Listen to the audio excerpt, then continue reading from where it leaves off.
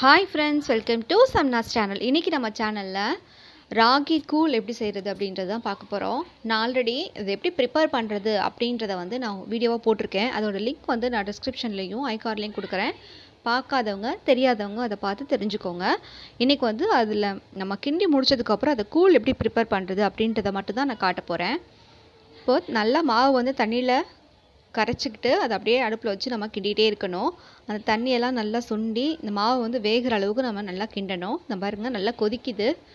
இந்த மாதிரி கொதித்து நமக்கு தண்ணியெல்லாம் வற்றினதுக்கப்புறம் அடுப்பு ஆஃப் பண்ணி விட்டுறணும். அதுக்கப்புறம் ஆறுனதுக்கப்புறம் அதை ஒரு கரண்டியில் குழி கரண்டியில் எடுத்து சாப்பாட்டில் தண்ணி ஊற்றி வச்சுருப்போம் இல்லையா, நீராகாரம், அந்த தண்ணியை மட்டும் எடுத்து அதில் குழிக்கரண்டியில் அள்ளி அள்ளி நைட்டே நம்ம போட்டு வச்சிடணும். போட்டு வச்சுட்டு மறுநாள் காலையில் இந்த மாதிரி நமக்கு எவ்வளோ தேவையோ அந்த உருண்டைகளை மட்டும் நம்ம எடுத்துக்கலாம்.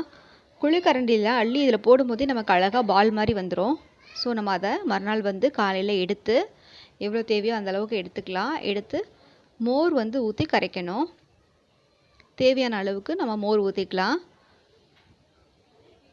மோர் ஊற்றி கட்டி இல்லாமல் நல்லா கரைச்சிக்கலாம். கரண்டியில் கரைச்சோம் அப்படின்னா நமக்கு அவ்வளோவா கரைக்க முடியாது. ஸோ நான் கையில் தான் கரைக்க போகிறோம். அதோட கொஞ்சம் சாப்பாடும் அந்த தண்ணியும் சேர்த்துக்கலாம், நீராகாரமும் சேர்த்து இதை நல்லா நம்ம கரைச்சி எடுத்துக்கலாம். ராகி நம்ம உடம்புக்கு ரொம்பவே நல்லது. அது வாரத்தில் ஒரு முறையாவது இந்த மாதிரி கூழ் செஞ்சு சாப்பிடும்போது நமக்கு ரொம்பவே ஹெல்த்தியாக இருக்கும். முன்னாடியெல்லாம் நம்ம தாத்தா பாட்டியெல்லாம் இது குடிச்சு மட்டும்தான் வளர்ந்தாங்க. இப்போலாம் நம்ம இது என்னன்னே தெரியாமல் வளர்ந்துட்டுருக்கோம். ஸோ நம்ம குழந்தைங்களுக்கு வாரத்துக்கு ஒரு முறையாவது இந்த மாதிரி கூழோ இல்லை களியோ செஞ்சு கொடுக்கும்போது அவங்களுக்கும் இந்த டேஸ்ட்டு பழகிரும். ஃபஸ்ட்டு பிடிக்கலன்னு சொன்னாலும் அடுத்து சாப்பிட்டு அவங்களுக்கு இந்த டேஸ்ட்டு பழகி போய் அவங்களும் இதை சாப்பிட தொடங்கிடுவாங்க. அதுக்கப்புறம் அவங்களுக்கும் ரொம்பவே இம்யூனிட்டி பவர் உடம்புல அதிகமாகும். நம்ம டெய்லி இட்லி தோசை சாப்பிட்றதுக்கு பதிலாக வாரத்தில் ஒரு நாள் மட்டுமாவது இந்த மாதிரி ராகி கூழோ இல்லை கம்பு கூழோ நம்ம ப்ரிப்பேர் பண்ணி கொடுக்கும்போது அது ரொம்பவே ஹெல்த்தியாக இருக்கும். இது ராகி மாவு கம்பு ரெண்டும் சேர்ந்து அரைச்ச மாவு தான். இது நீங்கள் தனித்தனியாக கூட அரைச்சி வச்சுக்கலாம். அதோட கொஞ்சமாக சின்ன வெங்காயமும் கட் பண்ணி போட்டு நல்லா பிசைஞ்சிக்கலாம். சின்ன வெங்காயம் போட்டு நல்லா பிசையும் போது இது ரொம்பவே சூப்பராக இருக்கும். இது ரோட்டு கடையிலலாம் எப்படி ப்ரிப்பேர் பண்ணுவாங்களோ அதே மாதிரி தான் இப்போ ப்ரிப்பேர் பண்ணி காட்டிகிட்டு இருக்கேன். தேவையான அளவு உப்பு போட்டுக்கலாம். இப்போது நிறைய தள்ளுவண்டி கடைகளில் ராகி கூழ் கம்பு கூழ்லாம் விற்றுட்ருக்காங்க இல்லையா, அவங்க எந்த மெத்தடில் ப்ரிப்பேர் பண்ணுவாங்களோ அதே மெத்தடில் தான் நான் இப்போ ப்ரிப்பேர் பண்ணி காட்டிகிட்டு இருக்கேன்.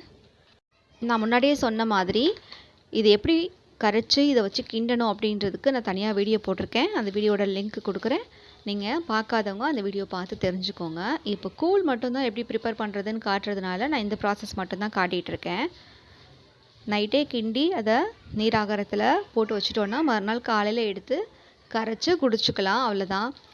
இந்த மாதிரி ராகி கூழ் தான் கிடையாது, ராகி அடை, ராகி தோசை, ராகி புட்டு, இந்த மாதிரி நிறைய ஐட்டம் இருக்குது. ராகியில் செய்யலாம். ராகி ரொட்டி, ராகி சப்பாத்தி, இந்த மாதிரி கூட நிறைய செய்யலாம். இப்போ நமக்கு கூழ் ரெடி ஆகிடுச்சு.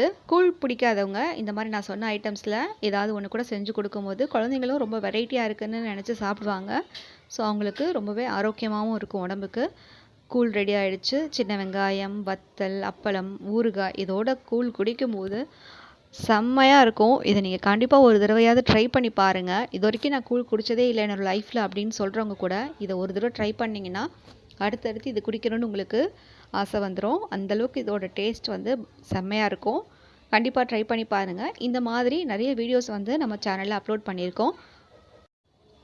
அதாவது ராகி வச்சு என்னென்ன ஐட்டம்லாம் செய்யலாம் அப்படின்றத நான் ஆல்ரெடி நம்ம சேனலில் அப்லோட் பண்ணியிருக்கேன். பார்க்காதவங்க அதையும் போய் செக் பண்ணி பாருங்கள். ராகி தோசை, ராகி அடை, ராகி புட்டு இதெல்லாம் எப்படி செய்யணும் அப்படின்றத நான் வீடியோவாக கொடுத்துருக்கேன். ப்ளேலிஸ்ட்டில் ராகி அப்படின்னு சொல்லி நான் ஒரு ப்ளேலிஸ்ட் க்ரியேட் பண்ணி வச்சுருக்கேன். ஸோ நீங்கள் அதை பார்த்துக்கலாம். அந்த மாதிரி கூழ் பிடிக்காதவங்க இந்த மாதிரி களியாக செஞ்சு கருவாட்டு குழம்பு வச்சு நம்ம ஊற்றி சாப்பிடும்போது அதுவும் நல்லாவே டேஸ்ட்டாக இருக்கும். இதெல்லாம் கிராமங்களில் தினந்தோறும் சாப்பிட்டுட்டு இருந்த உணவு இப்போ ரொம்பவே மறந்து போயிட்டோம். எப்போவாவது ஒரு நாள் நம்மளும் அந்த மாதிரி சாப்பிடும்போது நமக்கும் இன்னும் நம்ம பாரம்பரியத்தை மறக்காமல் இருக்கும் அப்படின்ற ஒரு நினப்பு வரும். இதெல்லாம் நீங்களும் செஞ்சு சாப்பிட்டு பார்த்துட்டு எப்படி இருக்குது அப்படின்றத மறக்காமல் கமெண்ட் பண்ணுங்கள். இந்த வீடியோ உங்களுக்கு பிடிச்சிருக்கு அப்படின்னா நம்ம சேனலை மறக்காமல் சப்ஸ்கிரைப் பண்ணிவிட்டு பக்கத்தில் இருக்க பெல் ஐக்கானை கிளிக் பண்ணுங்கள். இந்த வீடியோ யாருக்கெல்லாம் யூஸாக இருக்குன்னு நினைக்கிறீங்களோ அவங்களுக்கு மறக்காமல் ஷேர் பண்ணுங்கள்.